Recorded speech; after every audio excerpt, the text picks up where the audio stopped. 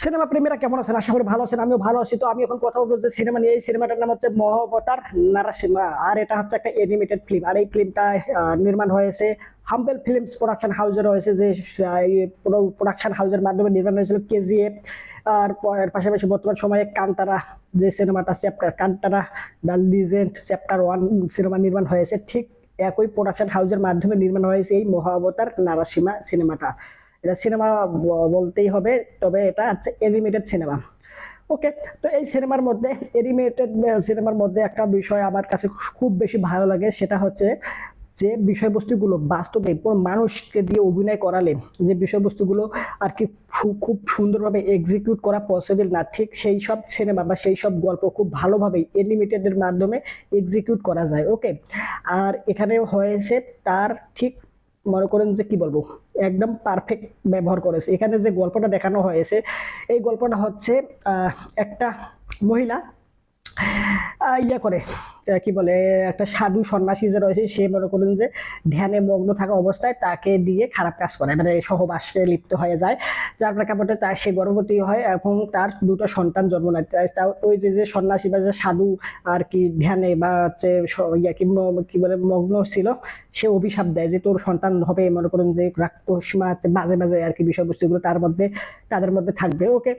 তো হয় তাই, তার মধ্যে মনে করো তাদের দুটো সন্তান হয়, ছেলে সন্তান। সেই সন্তানদের মাঝে খারাপ খারাপ বিষয়বস্তুগুলো তাদের মধ্যে রয়ে যায়।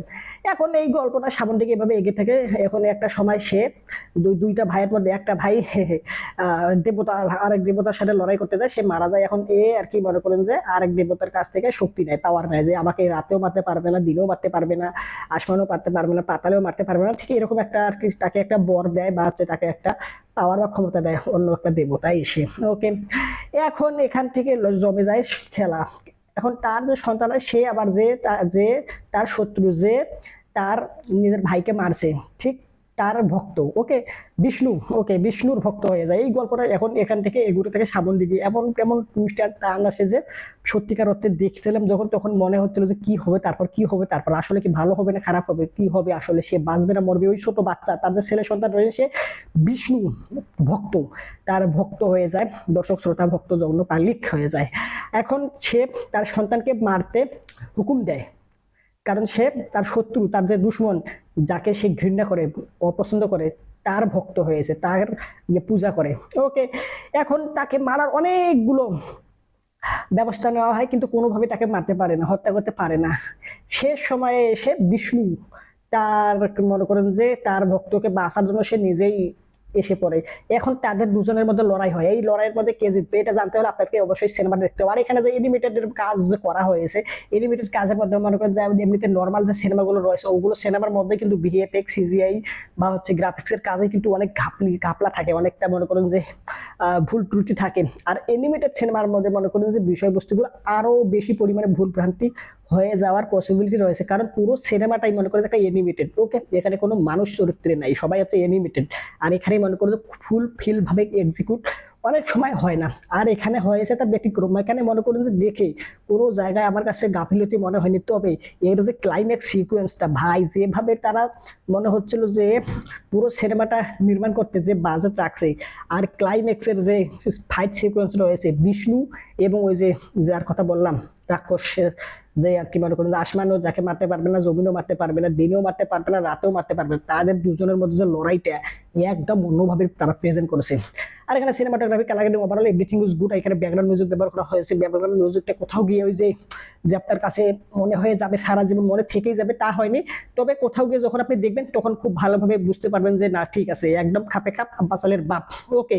এখানে আর মনে করেন যে অভিনেতার কথা কি বলবো, এখানে সবগুলো হচ্ছে অ্যানিমেটেড ক্যারেক্টার। এখানে সবার অভিনয় খুব ভালো ছিল। ওকে। অভিনয় ভালো ছিল বলতে এখানে মনে করেন যে কোনো ব্যক্তি অভিনয় করে যে তার অভিনয় একান্তভাবে প্রশংসা করবো, তবে অ্যানিমেটেড যে কাজ করেছে যারা, তারা সুন্দর করে প্রত্যেকটা ক্যারেক্টারের যে অভিনয়, তাদের যে এক্সপ্রেশন খুব সুন্দর করে তারা ফুলফিল করেছে।